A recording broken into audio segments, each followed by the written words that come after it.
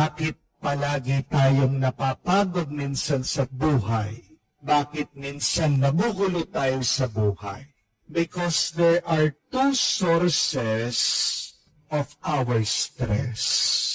The first source of our stress is this: not taking control or action of something that you can control. Nagugulong isip mo, napapagod ka, nalilito ka minsan sa buhay dahil meron kang hindi ginawa na pwede mo namang gawin. Yung problema mo nanggaling doon sa katamaran mo. Amen? Halimbawa, bakit meron mga bata na stress sa pag-aaral? Dahil ba mahirap ang pinag-aaralan? Hindi. Dahil hindi nag-aral. Talagang pag nandyan na sa harapan mo ang quiz o ang test, at alam mo hindi ka nag-aral, talagang pagpapawisan ka. Talagang sasakit ang ulo mo. Talagang maninigas ka at may stress ka. Bakit meron mga iba na stress sa pera? Dahil ba talaga mahirap ang buhay? Minsan hindi. Na-stress sa pera dahil napakagastos. Dahil hindi marunong humawak ng pera. Dahil kung ano-ano ang pinagkakagastusan, kung marunong lang na gamitin ang pera, kung alam lang na itago na mabuti ang pera, di ba? Wala ka dapat stress sa pera. Pero alam natin yan. Sinasabi ng iba, mahirap ang buhay. Pero pag-aralan niyo po kung ano ang ginagawa nila. Tingnan niyo ang buhay nila. Yung mga sinasabi nilang ang hirap ng buhay, sila yung mga pinakamaraming bisyo. Saan nila nakukuha ang pera para makainom? Saan sila nakakakuha ng pera para makapanigarilyo? Para makipagsugalan, para makapag-mall. Meron pa nga sila, pang cellphone. Di po ba? Meron naman dapat magagawa, pero hindi ginawa. May ibang ginawa. Bakit merong iba na stress sa sakit? Dahil hindi inalagaan ng mabuti ang pangangatawan. Magagawa naman na makapag-exercise. Magagawa naman makaiwas sa mga pagkain na nakakasakit. Pero hindi ginawa. May ibang pinili.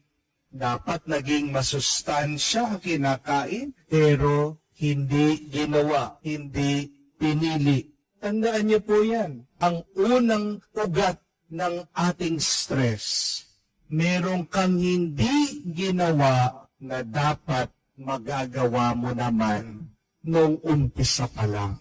But the second source of our stress is this, that you're trying to control something that you cannot control.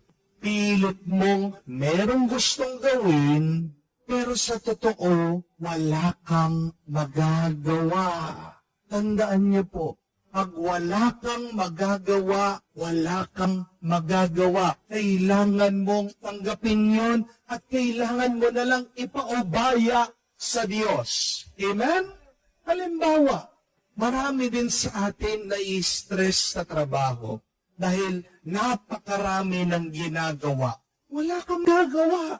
Kailangan mo lang tanggapin na talagang marami ang trabaho. Amen? At kung magre-reklamo ka pa, lalong bibigat ang trabaho mo. Amen? Marami sa atin na i-stress sa ibang tao, sa mga katrabaho, sa boss, sa mga kasama natin sa bahay, sa ating mga kamag-anak, dahil iba ang ugali, dahil masama daw ang ugali, may magagawa ka ba? Kahit na pagsabihan mo, kahit na sigawan mo, kahit na awayin mo, ano mangyayari? Lalala ang sitwasyon nyo. Amen? Wala kang magagawa sa ugali ng ibang tao. Marami sa inyo alam ko, nai-stress dahil daw chinichismis. May sinasabing masama tungkol sa kanila. May magagawa ka ba sa isip ng tao? Wala. Tandaan niyo po, isip nila yon. Their opinion about you does not concern you. Amen? Wala kang pakialam kung ano ang tingin nila sa iyo, kung anong sinasabi nila tungkol sa iyo. Ang bigyan mo ng panahon at oras at lakas, yung sariling pag-iisip mo, yung iyong sariling pagsasalita, yung iyong trabaho, bayaan mo sila. Pag palagi mo silang iniisip, lalo ka may stress. Amen? At alam ko, marami din na i-stress sa inyo sa kanilang mga asawa. Bakit ganyan na daw ang kanilang mga asawa? Nag-iba na ang kanilang mga asawa. Hindi tumitigil sa bisyo ang kanilang mga asawa. Hindi tumitigil sa pambababae. Yung mga babae, pinagpalit yung mga lalaki. Kahit na nagdasal ka na, kahit na nakiusap ka na, kung isang tao nagdesisyon, pinili ang masama, may magagawa ka ba doon? Wala. Bayaan mo siya. Kasi darating din ang araw, siya din ang kakain sa bunga ng masamang pinili niya. May consequences din yung kanyang ginagawa. Huwag kang mag-alala. Pagpatuloy mo na pagdasal mo ang taong yan, pagpatuloy mo ang pagiging mabuti mo, manatili kang tapat. Amen? Do not stress yourself because you cannot do nothing. Yan tanong. Pag nandito tayo sa sitwasyon na ito, hindi natin maiaalis ang stress. Ano magagawa natin para maging mas payapa tayo, para maging mas magaan ang ating buhay? Ito po yung tandaan niyo, na may mas taas kaysa sa atin. Ito yung pinapaalala ng ating pagbasa. Napakarami kasi sa atin nagmamarunong. Napakarami sa atin kasi kala nila, alam na nila. Napakarami sa atin kala kayang-kaya ang problema. Pero pag napakalaki ng problema, napakalaki ng pagsubok, pag hindi mo kaya, tandaan mo, may mas malaking Diyos na may kaya dyan. Pinapaalala ng Diyos that we are slaves. Tayo'y mga alipin. At siya ang ating Panginoon. Pinapaalala ng Diyos, siya ang ating guro. At tayo ay mga mag-aaral. Tayo palagi ay estudyante. Pag ang estudyante mag-aaral, hala mas marunong pa sa teacher, anong mangyayari? Magkakamali siya. Hindi natin alam ang lahat.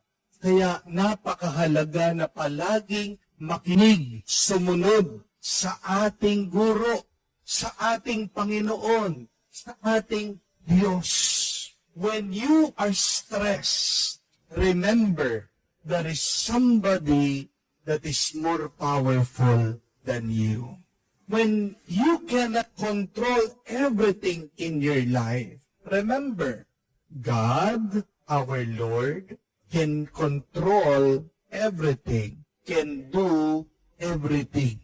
Ipaubaya mo sa Kanya yung hindi mo kaya at makinig ka palagi sa Diyos para ituro niya kung ano yung kailangan mong gawin araw-araw para pagdating ng hinaharap ng kinabukasan, hindi lumaki ang iyong problema. Yan ang susi para maging magaan ang ating buhay.